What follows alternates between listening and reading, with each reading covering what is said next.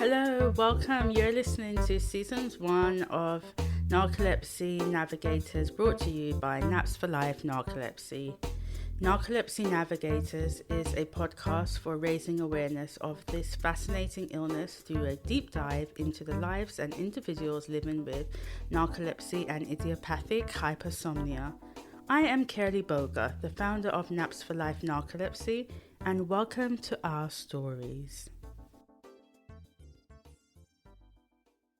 Hello everyone, welcome to Narcolepsy Navigators. My name is Kerly, your host. And I'm Liz, your co-host for today. Today we're joined by Sara, and Sara lives in the US. Hi Sara, how are you? Hello, thank you so much for having me. I'm really excited to be here. Thank you. So how was your week? It's been a nice week. It's finally getting some sun where I live in the US, and so everyone's just running outside as fast as they can to soak up the sun. And we have this joke at the house that we just stand outside with our arms out and say photosynthesize and just hope that it soaks right in. So we've been doing a lot of that. And Liz, how was your week? My week was good. I've had a couple of days off over the weekend, so that's been really nice. And yeah, also it's been sunny here, which has been a nice surprise. So I've been outside getting some fresh air, sitting and reading in the park, which fills my soul with joy. So I'm feeling a bit more refreshed and yeah, very happy to have some vitamin D. Yes. How was your week, Carolee? Going back to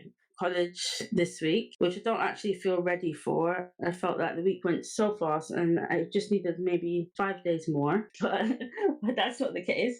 So I reckon this week is going to be a real push because it doesn't actually feel like I had 2 weeks off. So it's going to be a push this week, I'm sure. But apart from that, it's been okay. So, Sara, can you introduce yourself? Tell everybody who you are, what state you're residing in, your age, if you feel comfortable, and what year were you diagnosed? Absolutely. My name is Sara Duncan, and I live in Oregon. And for those of you who are unfamiliar with the states, that's on the West Coast. It's the state between California and Washington. I'm 29 years old, and I was diagnosed when I was 23. So that was just out of college. Oh, gosh, that was like 2015, I believe. I was very much coming out of college and thought I knew exactly what I was going to do with my life, and boy, did that upend things. I knew my whole life I wanted to be a doctor. I was like certain from age 12. I know a lot of people don't do that, but I was a little bit of an intense 12-year-old, and I thought I wanted to save the world. So I started looking into what it takes to become a doctor in the US from a very young age. And boy, it takes a lot to become a doctor in the US from a very young age. And so I entered university for a 4-year degree, pre-med, and there are extra requirements. And at this time in my life, I was going to school full time. I was working a job. So I was doing something 7 days a week. There was not a single day in my life that didn't have a commitment. I was volunteering in the emergency rooms in Portland, Oregon, which is our largest city. And I didn't think much of my lack of energy other than, well, obviously I'm doing more things than is advisable. So that must be why I have trouble staying awake sometimes. That must be why I struggle to get through more than 2 pages of my textbook at a time. That must be why I'm getting heart palpitations from how much coffee I'm drinking. Anyway, I was very lucky to have a lot of friends who were happy to point out to me that falling asleep on my pancakes at brunch was not a normal behavior. And I was very appreciative of them for doing that, because after enough poking and prodding from people around me, I decided to at least go ask my primary care about a sleep study. I don't know much about medicine in the UK, but medicine in the US is notorious for kind of just brushing off anything that you bring as depression or anxiety, especially when you're a woman. And so I went to my primary care from college. I didn't know her very long. I hadn't had her very long. We weren't particularly close. And so when I went to her, and I'm this very bubbly personality. I'm a very energetic person. And so the thought of somebody like me having a sleep disorder kind of breaks a lot of norms. So I go in and she hands me a green piece of paper. I remember this so clearly. And it was like a 10-question questionnaire that they give everybody. And it was clearly a screening for depression. And I fill it out. And if you think about narcolepsy, a lot of the symptoms overlap with depression. And so things like feeling feeling tired and not being able to get out of bed or getting enjoyment out of the things that you like to do easily could show up as depression. And so I fill in my little bubbles and I kind of put it to the side. And she comes in and she basically immediately tells me I have anxiety. And I'm like, well, okay, yeah, I'm a female in the United States. I have anxiety, of course. No. And then she says that she also thinks that I have depression and she'd love to start me on meds for that. Off of my 10 questionnaire. She asked not a single question about my lifestyle or my exercise routine, the food, nothing. Wow. The questionnaire was enough for her to want to start me on depression meds in that moment. And luckily, I'm a bit of a confrontational person and I was pre-med. And so I'd been studying the US medical system for a long time and I spent a lot of time in the US medical system. And I was like, okay, I'm not going to just take what this doctor is telling me. Mm-hmm. And I said, I appreciate that. I would like a sleep study. And we kind of talked a little bit about what a sleep study could even procure for me. And we talked a little bit about sleep apnea and that didn't check out for me. And so pretty much my doctor was like, if anything, maybe idiopathic hypersomnia, maybe, but nothing close to narcolepsy. And she kind of begrudgingly ordered me a sleep study after and word, if you live in the US, if they want to deny you anything, you say, can you put in my chart that I asked for this procedure? And you said no.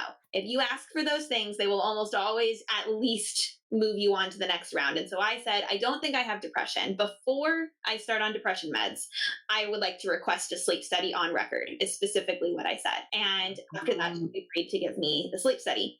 And at 23, that's pretty young, at least in my experience, like in the US, for trying to get a diagnosis like this. If you are successful at that age, that seems to be out of the norm. It usually takes significantly longer to find something like that. So I went into the sleep study kind of thinking, okay, I did a bunch of Googling on idiopathic hypersomnia, thinking like, okay, like this checks out, not perfectly, but like, I'm, having these issues. I really still am kind of chalking it up to working too much, but I'm like, whatever. My friends think I should do this. I'm going to do this. And I remember going to the study and, they hooked me up to a million wires. For those of you that have gone through it, it's wild. They hook you up on everything. And in the US, they have to, no matter what, test you for sleep apnea first. It's like an insurance thing because so many people have sleep apnea. And so basically you have to clear the requirement for sleep apnea before they'll move on with your study. And I cleared sleep apnea. I don't have sleep apnea, but I do know people who have sleep apnea and then they stop the study after that and they don't go forward until they've done anything with sleep apnea. I have relatives that this has happened to that, there are genetic links to narcolepsy. So in my mind, I'm like, oh, I hope you go forward past this someday. But I was very lucky to clear that period. And then I was asked to take 5 naps throughout the day. I thought this was the coolest day ever. I'm like, I get to sit in a room where people are going to bring me food and watch cartoons, sleep on and off all day long. Sounds like heaven. 10 out of 10. I just wish I could take the wires off. So luckily the hospitals that had good food. And after nap number 4, and I'm thinking like, I'm not falling asleep in these at all. Like they take the light off and then it's like, I sit there for a little bit and then I wake back up and, this isn't going to be a big deal. After the 4th nap, they told me I didn't need to do nap number 5. I could just go home, which I thought was a little weird, but I was like, okay, cool. They got everything they needed. And they said they'd call me back in, I think they said 4 to 6 weeks. I would hear back from them. I got a call the next day, which was unexpected. And they said that I've tested positive for narcolepsy. They did not give me a type. I, to this day, have not officially received a type diagnosis. And they wanted to start me on meds immediately. They did not call me back into the office to do additional testing.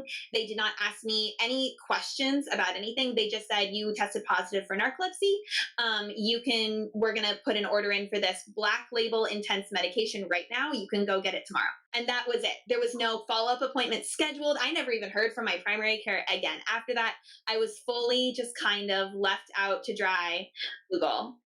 And so, wow, not even a piece of paper, a little leaflet. Nothing. That's crazy. How do you not sit down with someone after a diagnosis and explain to them what the illness is, what it entails? I don't care if there's Google now, and there wasn't Google when I got diagnosed. There was no Google. What? Yeah. And talk to them about what the medication is that you're giving to them, how they're supposed to be taking it, what side effects the medication is going to have. I was going to say also just a debrief as well. Like you've been through this process, you've received a life-changing diagnosis that's not curable and going to be with you forever. So you think that would warrant some kind of discussion after that, even just a 5-minute phone call to check in?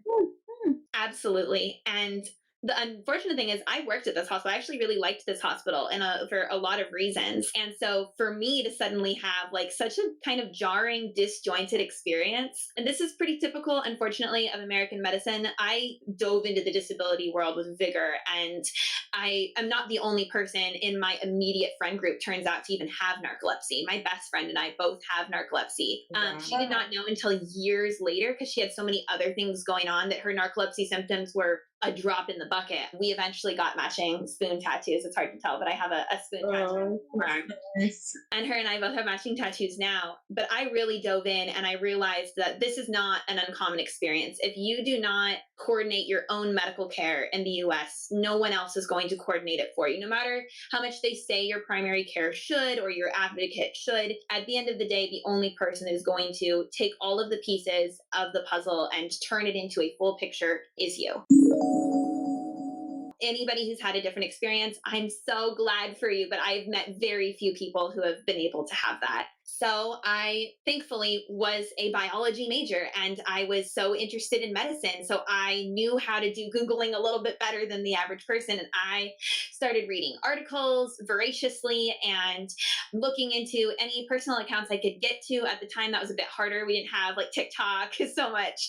And there weren't a lot of people talking about narcolepsy experiences. A lot of what I was reading was very discouraging. It was people talking about how they got put on meds like mine, just stimulants, and that they became significantly less effective every year they used them until they basically weren't helpful anymore. And then they'd run through every stimulant on the market. And I'm literally in the middle of medical school prep classes at this point, and I'm going, medical school in the US is no joke. They are legally allowed to work you for like so many hours in a row. I have friends that are in medical school right now, and it's kind of at the point where different schools have different rules. But at the time, I don't remember what the legislation was, but there was a piece of legislation being debated where I lived.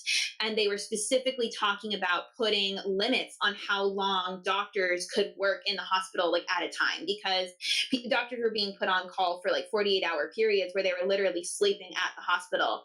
And I was thinking, I want to be a primary care. I just want to work in a clinic. So it wouldn't affect me if I could get to that point. But I was so scared of the 4 years of medical school and then the 2 to 6 years of residency I was going to have to do where I would not have control over my environment. And I remember listening to the local radio talking about this legislation, and they finally got to the end of it and the legislation passed. But in order to pass it, the compromise they made was that it would not extend to resident students. So it would only apply to doctors. And I remember just breaking down crying in that moment, because in that moment, I knew that no longer this path I'd been working towards since I was 12 was no longer accessible to me.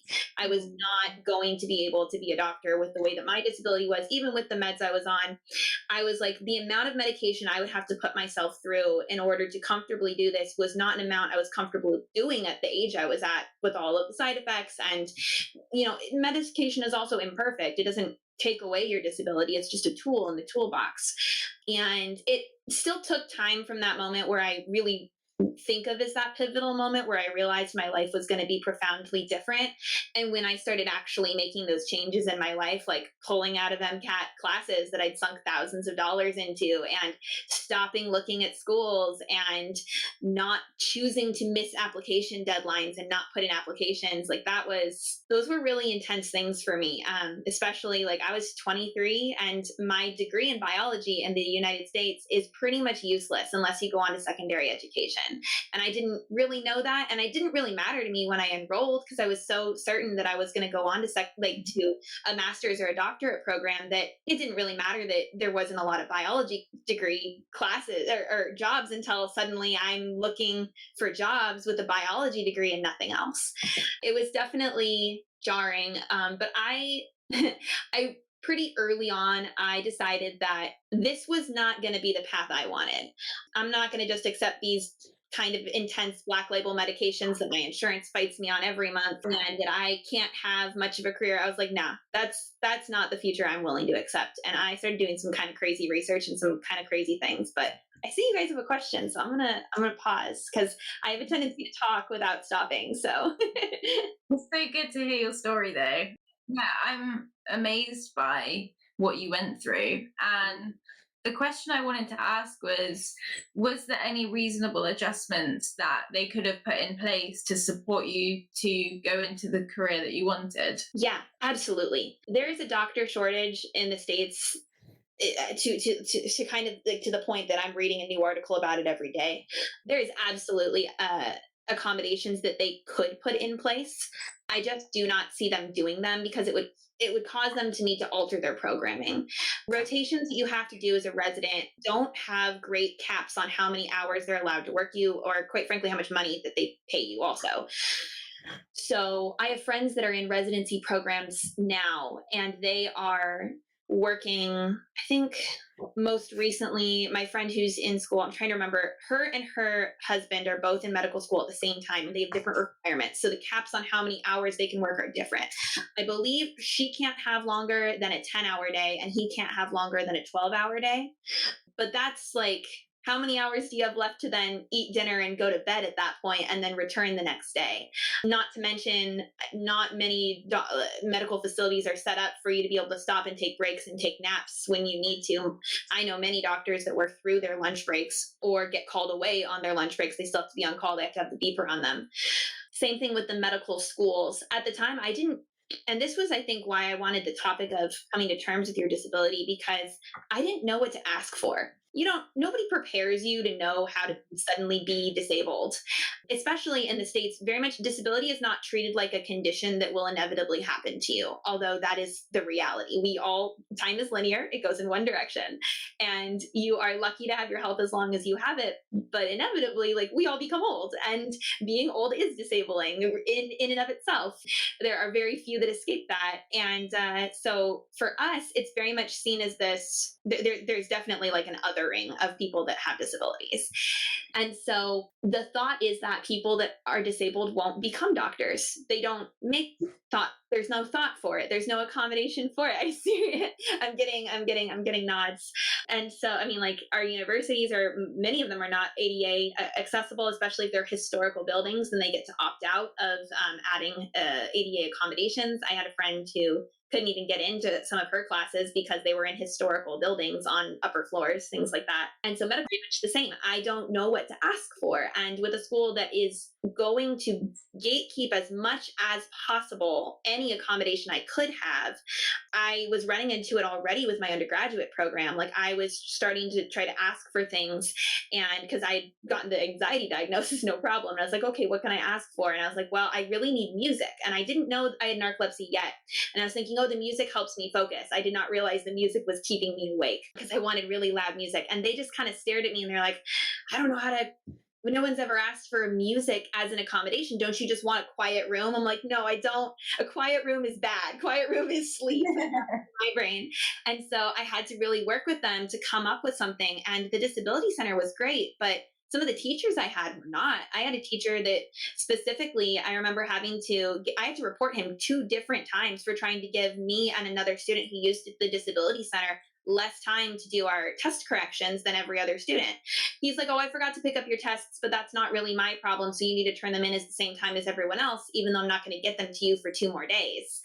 And I say, you can't do that. That's not legal. And that was just at an undergraduate level.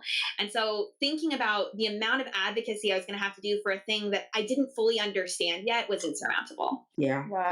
that is a lot of pressure. You don't know how to navigate it yet. You don't even know what accommodations are available. It's something I talk about with friends all the time who've thought about going to secondary school, and they're like, oh, but I'm too disabled. And I'm like, well, have you thought about asking for a note taker? They have people that will take the notes for you. Mm-hmm. And I've had people's jaws drop and they say, you can do that? And I'm like, yeah, you can. But they don't tell you. There's no list you can flip through available to help you. It's like they try to keep it from you. You have to justify at every turn why you need it, which is just insane to me. I had a very similar experience at university. So I studied as a speech and language therapist when I was 18, and I was diagnosed a week before I went to uni. So it took a while for the uni to kind of, I guess, process my diagnosis and work out how they could support me. But it was so bad. Like they never spoke about reasonable adjustments. They said that no placement, no workplace would ever be able to provide me with anywhere to nap, which is just not true now I'm in the real world. Every job I've ever had has provided me with somewhere to nap. They never talked about reasonable adjustments being a legal requirement in the workplace. They actually tried to get rid of me off the course because I had narcolepsy, and they asked me such stupid questions like, oh, well, what happens if you just fall asleep on a patient? And I was like, I would never just fall asleep on a patient. Like, that's not how it works. That's not how that works. And I think when you're that age, whether you're 18, early 20s, or even if you're just new to having a diagnosis of some kind of disability, like you said, you just don't know what to ask. Like, you don't know what your rights are. You don't know what support is out there. And if people aren't educating you, it's very hard to get those answers. Incredibly hard. Yeah, 100%. And so when did your symptoms start? I can remember having so I have narcolepsy with cataplexy. I always say it that way just because it's slightly easier to understand for people that don't understand type 1 and type 2. Cataplexy, I can remember having my first cataplectic event at 12. So I definitely was dealing with symptoms all through school. And that actually ended up being a good thing. I went to a private school, and in the States, private schools are not subjected to quite as many rules depending on how they get their funding as public schools are. And my mom sat on the board for this private school, and there was a period of time where they wanted to basically write into their mission statement that they couldn't accommodate anyone with a disability. So they would not provide any disability accommodations. Wow. And thankfully, my mom is incredibly wonderful and vocal and a fantastic advocate. And she was able to say, well, you already do. You already have, because you accommodated my daughter. She graduated from here. And it's true. I went there from 7th through 12th grade, and I slept in many classes. And I would finish my work. I would put my head down, I'd nap until the teacher called on me, I would sit right up and I would answer because I had the ability to do that. And no one brought it up to my parents. Not a single teacher brought that up as a weird behavior, which I think is very interesting. So clearly it was not disrupting class in any way. And I think it's because I was a good student with good grades.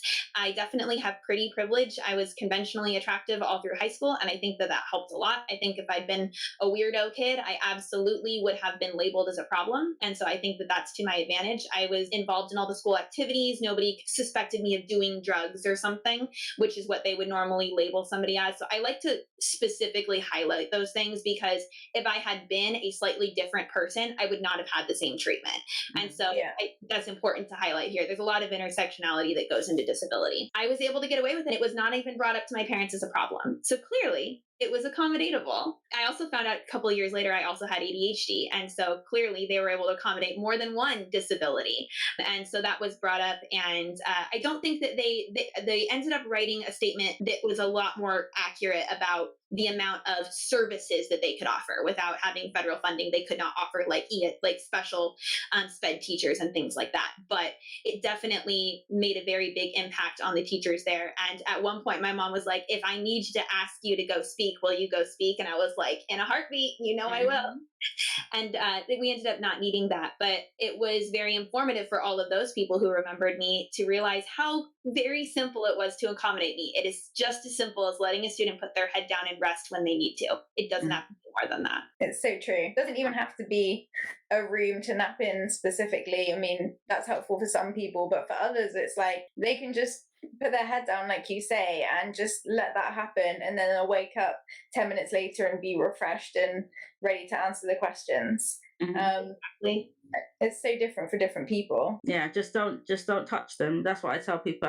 I've gone back to college now, and that's what I tell them. It's like if I don't look like I'm gonna be in danger or hitting my head or anything like that, just don't touch me. Don't touch me. Don't wake me. Just leave me to it. I'll come back when it's finished. I'll just wake back up naturally, just like how I fell asleep. I'll wake back up. Exactly. I've been very lucky not to experience a lot of rage upon waking up, but I know that's not how everyone experiences narcolepsy. I have people that are close to me that do experience the rage, and I've had it. So I've experienced it. It's a wild ride, and I'm very fortunate that I do not experience that every time.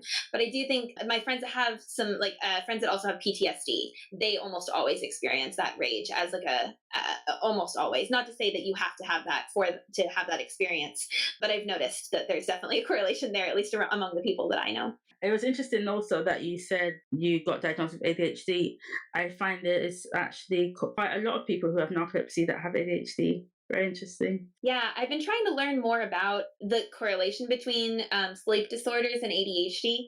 I was able to get my hands on a doctor that was actually quite fabulous in the States. My parents, when I got my diagnosis, were like, oh, we brought you to this different kind of woo-woo doctor from a different state when you were very little. I bet you're still in his system. We're going to take you back to that guy. It was an amazing experience. He's an amazing doctor. He's very unique in the States. He was a doctor that has his MD, but he did his residency in Germany for homeopathy. And which is not a normal combination, and also like very interesting. And so when I saw him, he ordered some crazy interesting tests that no other doctor has ordered for me since. He specifically tested all my hormone levels, and I got my cortisol levels tested. And it's amazing to me I did not get my ADHD diagnosis from him, because I think all of the groundwork was there. And he was much more interested in treating my cortisol levels than what I thought was, I thought I was going in there for narcolepsy, and he was so much more fixated on my anxiety. And I still think about that to this day and finding that very interesting. But all of the supplements and things he gave me that were very helpful in my life were aimed at my cortisol levels and really healing. What I've now learned more is my parasympathetic system.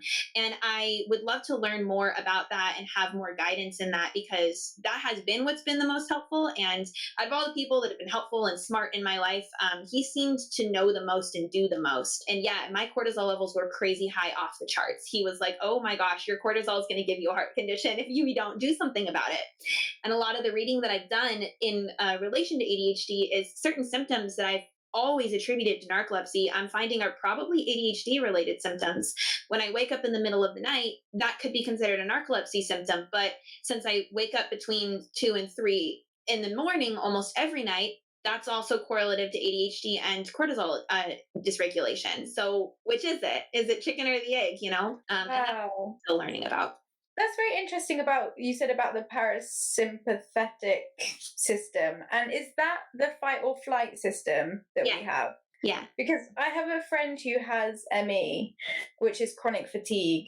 And she said that there's some kind of research out there showing that that condition is related to always being in fight or flight a lot of the time.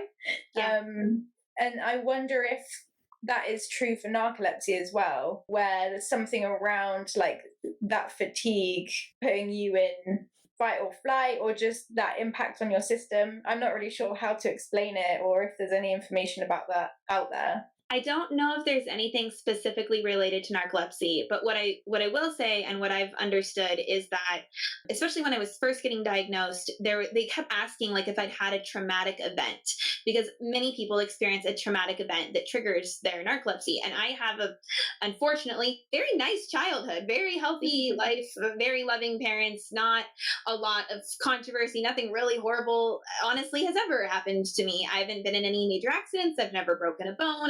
I couldn't come up with anything to get them. And so that was one of the main reasons they didn't think that I had narcolepsy. I didn't have what was considered a triggering event to point back to. And to this day, I've never discovered something I can think of as what would have counted as a triggering event. But under the theory that there often is for people, that would make a lot of sense to connect back to our fight or flight system and it being dysregulated or maybe turned on in a perpetual state in a way that is not normal or natural, giving you that constant, you need to run for your life chemical, which would make it very difficult to have a normal sleep routine. See somebody do more on the connection between the two. And if there's any resources, I'll be watching your guys' comments and stuff to see if anybody drops anything for us. So yeah. I think another thing that I've heard people talk about is the endocrine system.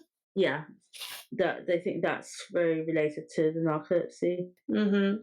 Yeah, That's and hormones, right? yeah, Well, And it's fun to talk about this. What I ended up doing is I knew I didn't want to be really heavily dependent on the black label medications, and so which is in the states they rank how dangerous meds are depending on the label, and the modafinil, which is what I was prescribed, was a black label medication, and I was like, oof, too many side effects for somebody who's 23 to expect to be on this for the rest of my life. I don't want that forever. And so I started looking for secondary options. And what I ended up kind of landing on, I don't think was created for narcolepsy and definitely would not work for everyone, but was super effective for me, is I started creating sensory triggers for myself for sleep. So my thought was, I need to teach my body when to be awake and when to be asleep more effectively, because it doesn't understand how to do that on its own. And so I went through my different senses and started to very systematically, like every night, habitually create triggers. So I chose a scent trigger, which is lavender for me. I chose a visual trigger. So I put colored lighting in my bedroom so I could have pink or red light, which is more conducive to sleep. I started going to bed at the exact same time every single night with the same bed routine religiously. And then the one that I have found to be the most helpful was a very hot bath right before bed. Like I did everything I needed for bed, pajamas laid out, whatever, as hot as I could make it, because it tricks your body and it lowers your body temperature artificially to about the same temperature it is when you sleep. So if I get out of that very hot bath with that lavender in it to the pink lighting, and I put my pajamas on and I just stumbled into bed, I would fall asleep so fast. And it was some of the best sleep I've ever had. And that was one of the things I did to start to train my body when was appropriate to be awake and when was appropriate to be asleep. I've never heard of this before. I don't know if there's any science to back this up necessarily. There was a time when I used to go to the gym. When I was younger, I used to go to the gym in my 20s, and they had this room that would emit light. It had different, like they had the sauna, the steam room, and they had this room. Yeah. And the lights would change, and every time the lights changed, it had a scent. And when it ever went purple, lavender smell would come out in the room. And I would find any of the rooms, the steam room, the sauna, or that room, very sleep triggering. Yeah. Lavender in particular is known for sleep properties, both the scent and then also like if you ingest it. So tea is a great way to ingest lavender. Oh, I also started creating my own teas. My favorite mix is chamomile and catnip and lavender and a little spearmint to make it sweet. And man, that stuff will knock you out.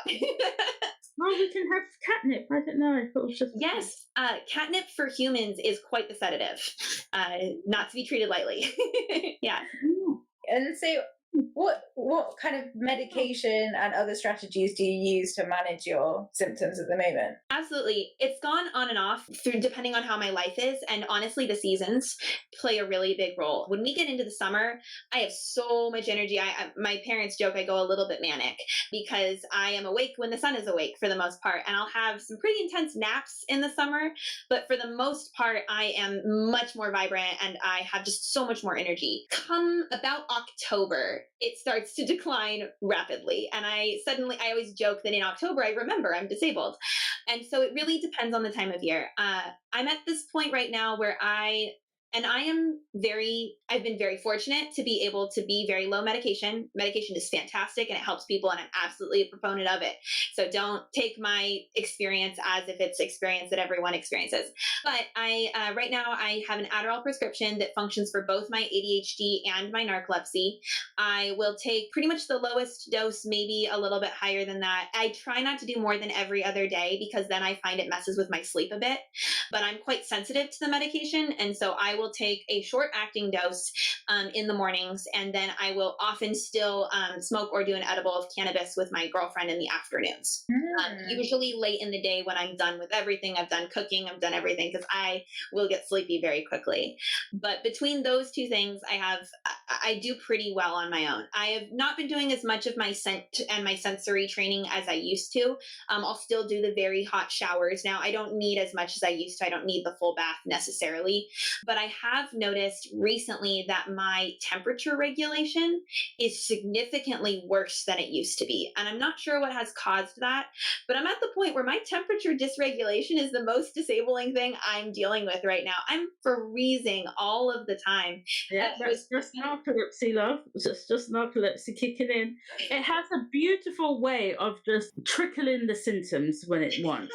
So, some people get everything full blown at the beginning. Some people just get one or two, and they think that their life is going to be just as one and two. Right. I like to remind them that's not how narcolepsy works.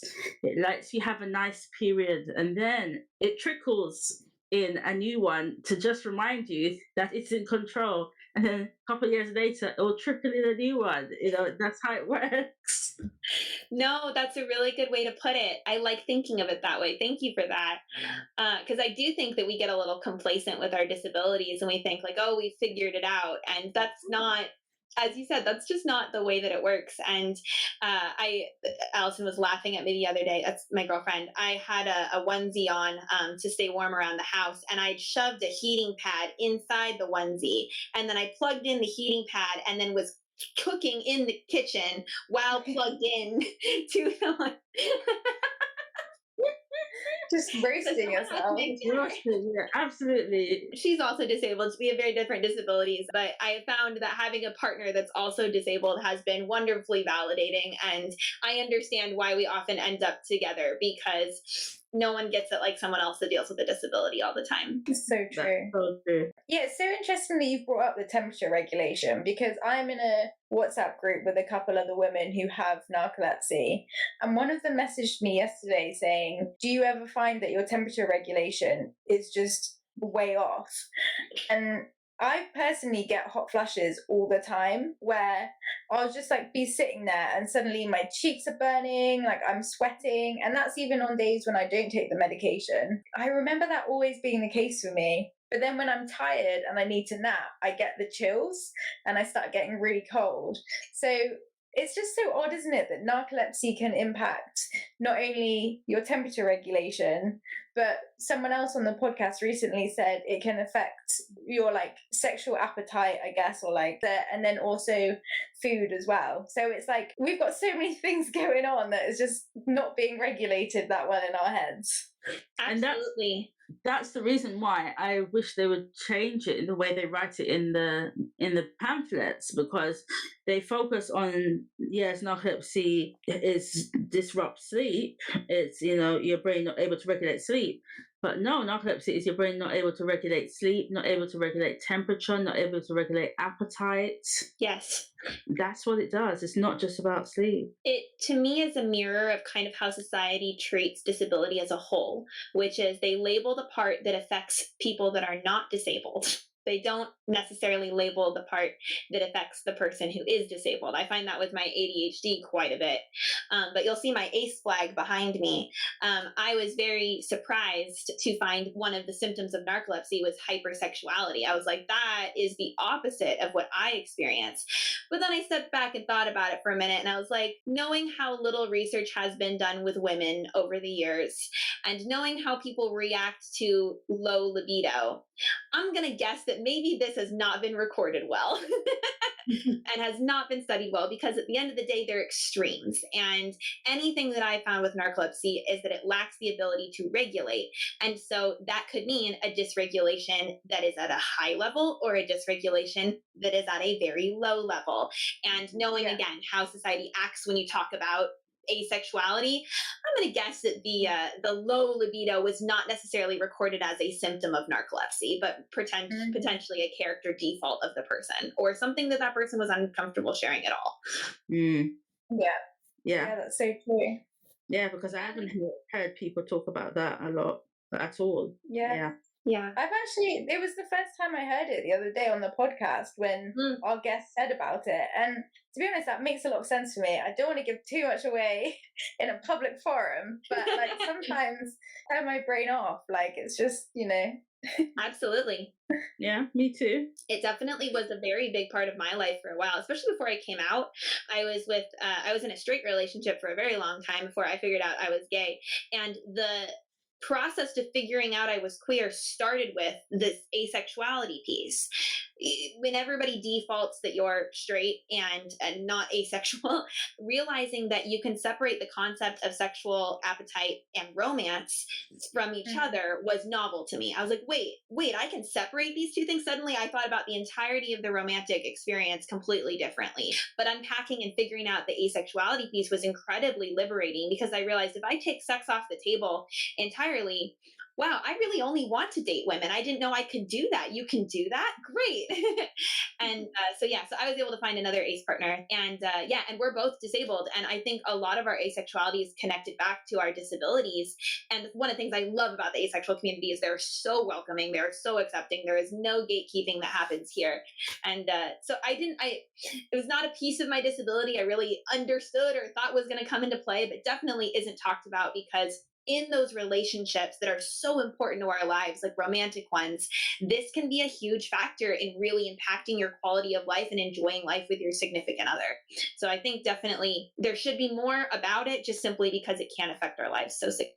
I'm curious about the link of whether you think narcolepsy plays a role in your asexuality. Oh yeah, absolutely.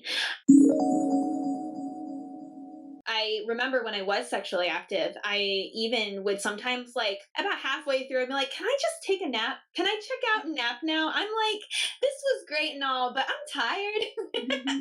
And, unfortunately for my partner, that was a little bit of an ego, a little shot to the heart. Like, hey, I'm doing my best work here and you're falling asleep. And so I do know that there was that piece of it, but also just like, I'm tired in the evenings. Like when most people would be like getting ready to want to be spicy, I'm like getting my coziest pajamas on and I'm cold. And I often get this feeling, I don't know if you guys do, where my skin feels just so sensitive with the temperature dysregulation. It's almost, it's hard to say. It's not like it's necessarily that I don't want people to touch me, but it's almost like a pins and needlesy thing. I'm sure it's a circulation, whatever. And that's not like I want lots of people to put themselves all over me right now. And I definitely think that those things are connected to each other. And as far as like just like libido in general, it's so irregular. Like I think also that getting all the way to a satisfactory sexual experience is very hard, especially with the ADHD. Being able to focus all the way to the end is very important. And if there's one thing that's regular about ADHD, is that it's irregular. And so having the ability to focus to the end and actually have an enjoyable experience doesn't exist for a lot of people. So I often say it sounds good on paper, but once we get to the point that might be where the evening's going, I just don't actually want it to go further usually. And I'm like to snuggle for a little bit and then fall asleep. Yeah, I do think it plays a role. Absolutely. Napping is always priority, let's be honest. Yeah. 100%. The most enjoyable thing I do is nap. Can you tell us about what the term disability means to you and how you feel like it shapes or adds to your identity? I love that question. That's such a good question. To me, disability is an ever-evolving thing, because at one point in my life, I would have told you that it's the way that I interact with the world. In a lot of ways, it's the fact that the world is not created for people that are different than one kind of sort of streamlined version. But I don't think that's simply it, because I've thought about it round and round, and I go, okay, let's say the world was like perfectly created for me. Would I then, not consider myself disabled? And I think I still would consider myself disabled. Like I still have significantly less energy, and the way that I operate, I am able to do less things than my peers. Just period. I have some very high energy people in my life, and the amount of things that they do in a week to me is absolutely insane. They just keep going. Like they keep going and going. And I look at my calendar and I'm like, oh, I've got a commitment 4 weekends in a row. I'm going to die like that. And they're doing 3 or 4 things on a weekend. So I think that what disability means to me is just simply, it's an ever evolving definition of the way that I interact with the world around me and the way that they perceive me, and how I want to put my body first and accommodate what it is and what it needs, no matter what that is. And that's such a silly definition, but that's how I embody that. And there was a second part to your question. What was the second part to your question?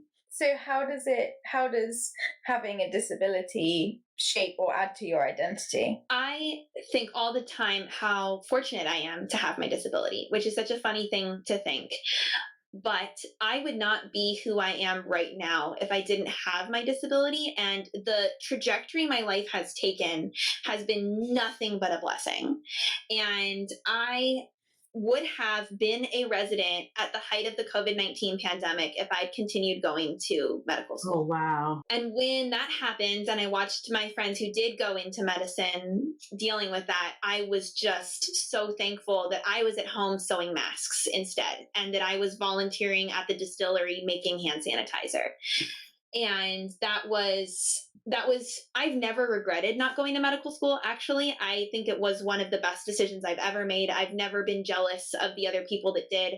Their lives are so much harder than mine. My life has been so much easier, and it led me down a path of advocacy. I work for a nonprofit now. I do lots of advocacy work, both in disability and in other minority spaces. It gave me an understanding for being a minority at a level that I did not have. I found out I was queer later, but before that, I was just a white woman. I was incredibly privileged, and it is amazing how much you understand when it's personal. And I don't think you should have to have a personal experience to be able to understand other people. Like, that's super important to say here, but you do understand at a different level when it happens to you on a daily basis. There's just nothing that can compare to that.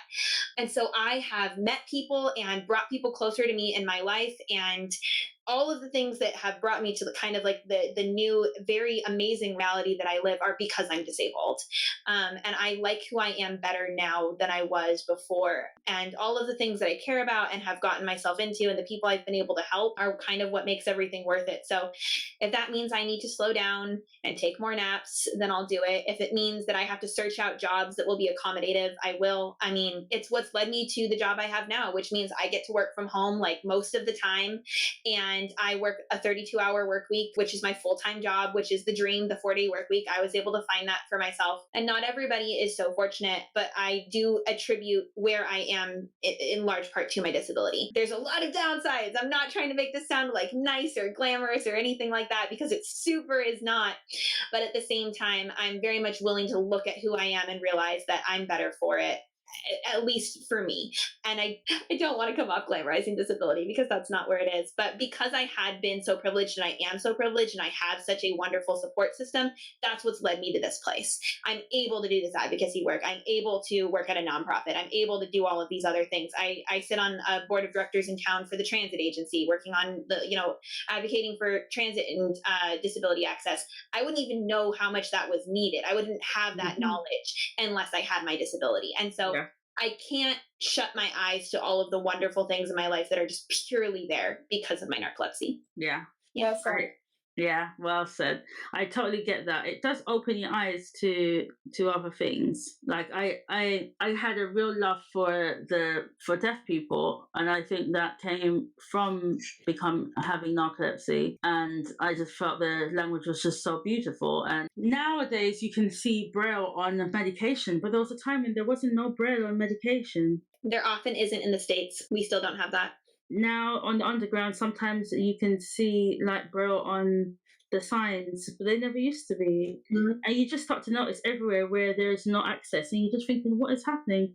Why is there no access? It's so easy to put a ramp here, but when 80% of the population is able-bodied and fine, that's who they're catering for, and so the rest of us, It's too bad, because there are so many able-bodied people that also benefit from disability access. We went to Disney recently, and my partner has a disability that's a lot more affected by public spaces like that. Loud noises, and then the ability to like wait in line in the sun, not an option for her. And so to be somewhere where there's so many people, and it wasn't like the perfect disability accommodative experience or anything, but it was one of the better places we've ever been. And it was largely because there is accessible public transportation, or in their situation, like mass transportation, because it's not public, it's within a theme park. But the ability to just walk back to our room so easily, that was so near us, just by jumping on the monorail, was amazing.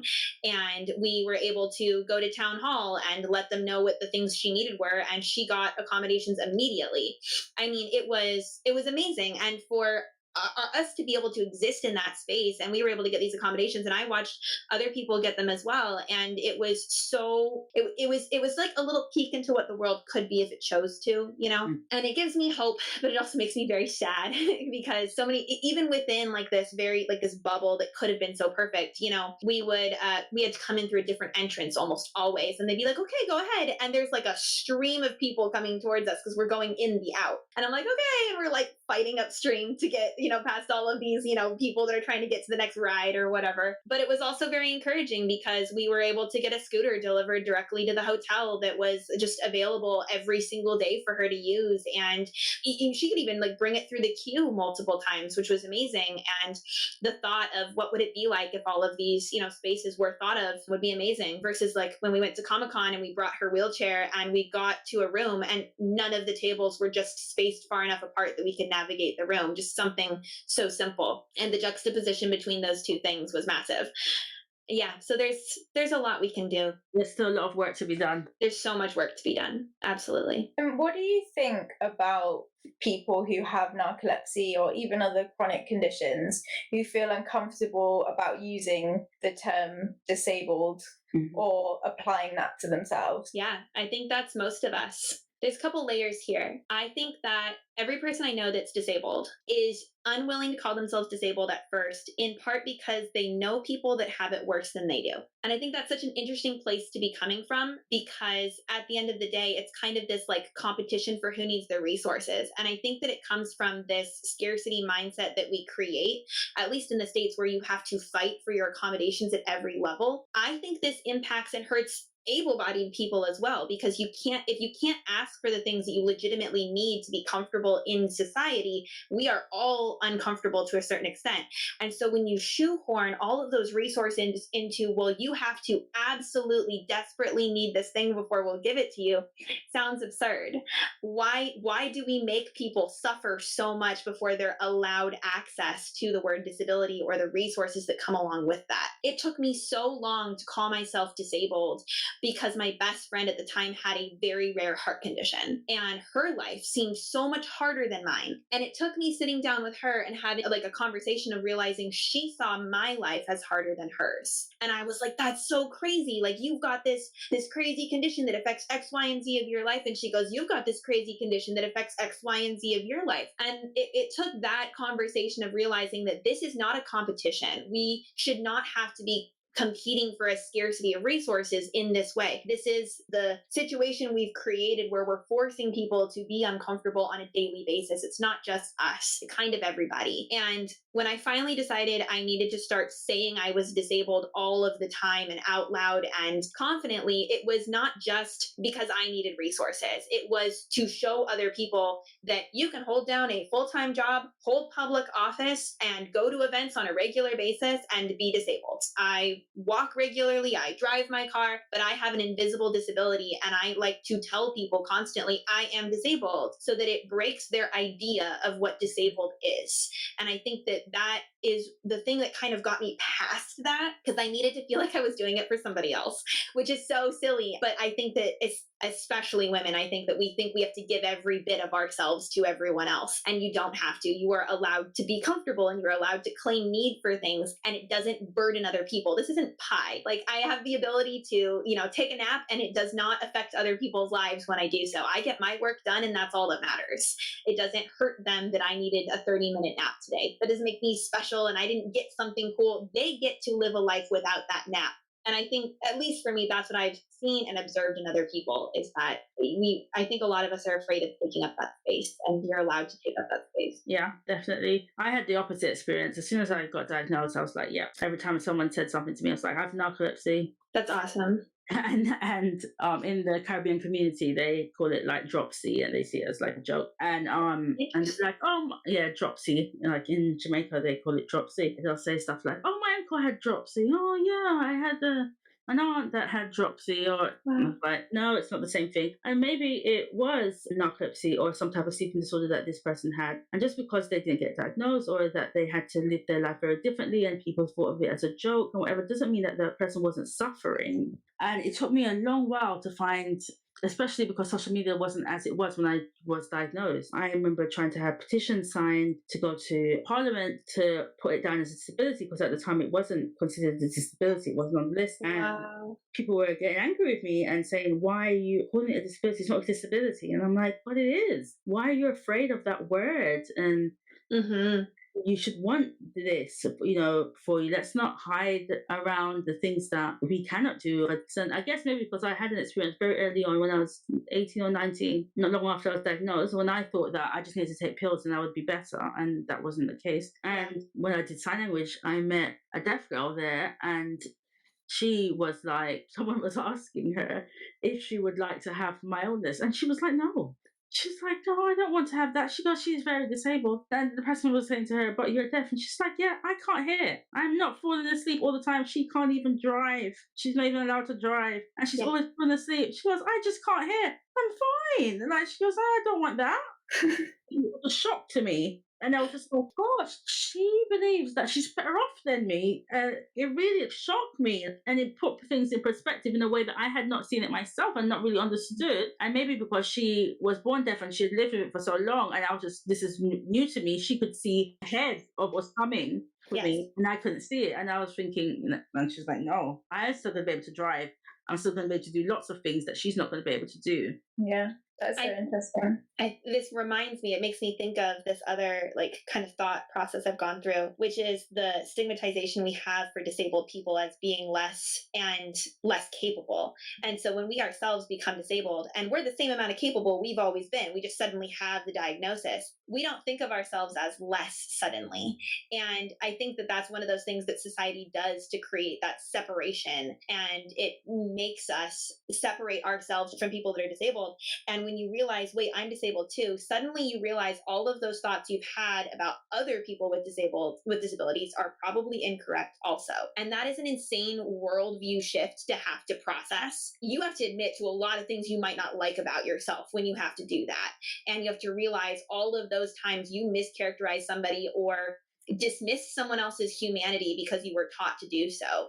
You have to suddenly realize, not only are people going to do that to me, but I've been doing that to people who are probably just like me and are not that different. Yikes. And I feel like that's a big part of this process of dismantling just I think this comes back to patriarchy. I mean, I know everything does, but I think it comes down to that too, is realizing that separation from humanity that we give the disability community. Yeah. I think it took me a while to use the term disabled, actually. And I remember telling a friend who has a kind of fatigue or chronic fatigue condition, and she was like, why are you calling yourself disabled? Like, you're not disabled, it's not a disability. I think she felt like she was protecting me by saying that, because we are brought up in a kind of ableist society where we think disabled people are not equal, basically. And so she didn't want me to give myself that label. But actually, by giving myself that label, it does protect me, because it highlights that I do have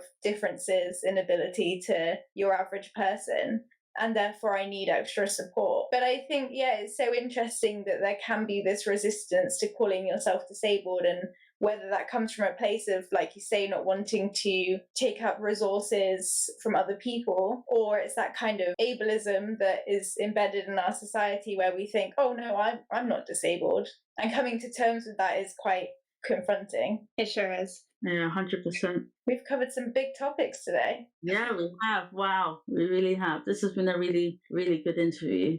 Thank you, Sarah. Thank you so much. I love talking about these things.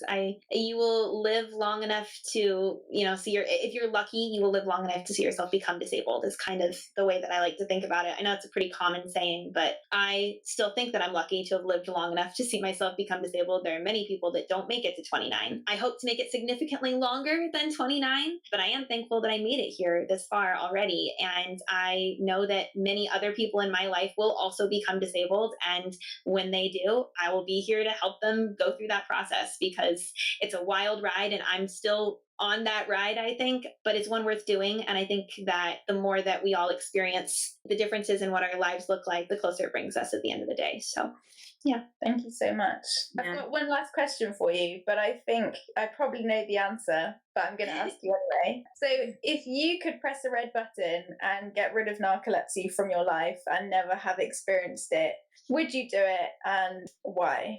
I would not do it. I think it'd be tempting for a second if I could make it go away and keep my memories, because I could use my newfound energy to do work with it. But I definitely would not make it go away as a whole and forget everything about it. I don't know who I'd be, and I really like myself right now. And I have had, like I said, so many experiences that have led me to this very specific place. And the place of advocacy that I'm in, I would not be able to do that work. And that work is so valuable and intrinsic to who I am at this point that I wouldn't change it. It's too important. Thank you so much. It's been so good having you on the show today. And Yeah, so good. Thank you so much for reaching out to me and having me on the show. I will promote the crap out of it. You guys are doing amazing work here. Thank you. And you're doing great work as well. And what is the nonprofit organization that you work for?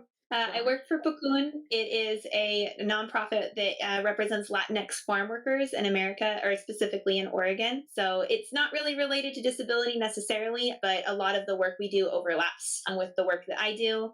And then I sit on the Salem Area Mass Transit Board, and that is where I do more of my disability advocacy, since we represent the mass transit services for my area. And although I'm not speaking on behalf of them today, I always have to give them a little shout out, because I think that the people there do a lot of really important work creating accessibility for our community.